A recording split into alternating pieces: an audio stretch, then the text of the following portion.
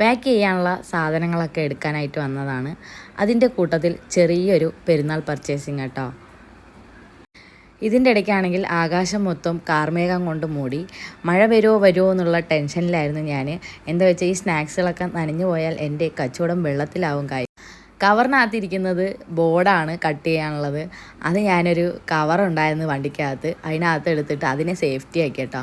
അപ്പോൾ സാധനങ്ങളുടെ മുകളിലായിട്ട് ആ കവറും കൂടെ വെച്ചപ്പം എന്തായാലും ഭാഗ്യം കൊണ്ട് സാധനങ്ങളൊന്നും നനഞ്ഞില്ല. ഞാൻ മാത്രമേ കുറച്ച് നനഞ്ഞുള്ളൂ. വന്ന ഉടനെ ഞാൻ സഞ്ചികളൊക്കെ എടുത്ത് അകത്തുള്ള സാധനങ്ങളൊക്കെ എടുത്ത് നോക്കുകയാണ് കേട്ടോ, നനഞ്ഞിട്ടുണ്ടോയെന്ന്.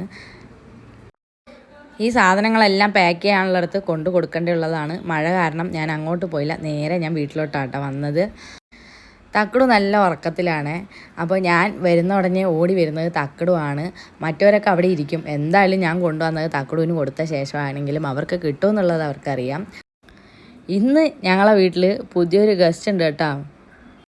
എന്തായാലും ഞാനൊന്ന് കാണിച്ചു തരാമേ.